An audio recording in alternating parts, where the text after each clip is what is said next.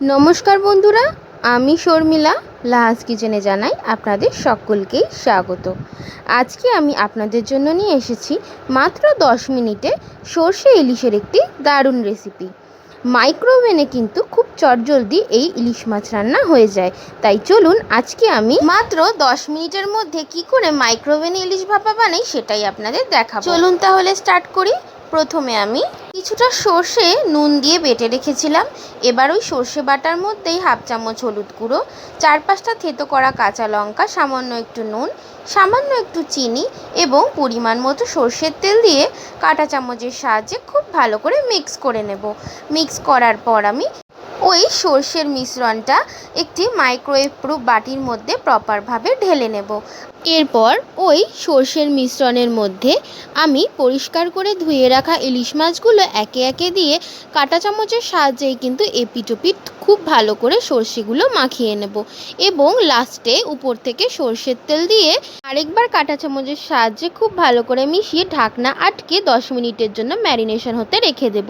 এরপর আমি 10 মিনিট পর মাইক্রোওভেনের মধ্যে ওই সর্ষে বাটার মাছের মিশ্রণটা দিয়ে দেব এবং উপর থেকে চাপা দিয়ে দেব একটি প্লেট। এরপর আমি মাইক্রোওভেনের দরজা বন্ধ করে মাইক্রোওভেনের পাওয়ার সেট করব। আমার মাইক্রোওভেনের সব থেকে বেশি পাওয়ার হলো 700-এ আমি 10 মিনিট টাইমার দিয়ে স্টার্ট বাটনে স্টার্ট করে 10 মিনিটের জন্য ওয়েট করব। আমার যেহেতু সব থেকে বেশি 700 পাওয়ার, সেই জন্য আমি 10 মিনিট দিয়েছি। আপনারা কিন্তু 900 বা 1200 পাওয়ার হলে 5 থেকে 6 মিনিটের বেশি দেবেন না। দেখুন কত তাড়াতাড়ি মাত্র 10 মিনিটের মধ্যেই কিন্তু তৈরি হয়ে গেল আজকের আমাদের সর্ষে ইলিশের রেসিপিটা। এই সময় বাঁচাতে হলে তাড়াতাড়ি চটজলদি বানিয়ে ফেলতেই হবে কিন্তু মাইক্রোওভেনে ইলিশ ভাপা। আজকের রেসিপিটা কেমন হলো অবশ্যই কিন্তু জানাবেন। ভিডিওটা ভালো লাগলে লাইক, কমেন্ট, শেয়ার করতে একদম ভুলবেন না।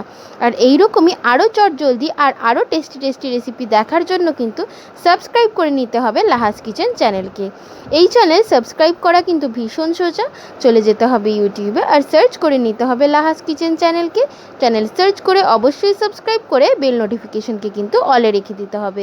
আর যে সকল বন্ধুরা এই ভিডিও ইউটিউব থেকেই দেখছেন তারাও কিন্তু ভিডিওটা লাইক করে অবশ্যই সাবস্ক্রাইব করে এই ছোট্ট ইউটিউব পরিবারের সদস্য হয়ে যাবেন। আজকের মতো এইটুকুই। দেখা হচ্ছে আরেকটি কোনো নতুন আর আরও মজাদার রেসিপি নিয়ে। তাই সবাই কিন্তু খুব ভালো থাকবেন, সুস্থ থাকবেন। আজকের মতো আসি, টাটা।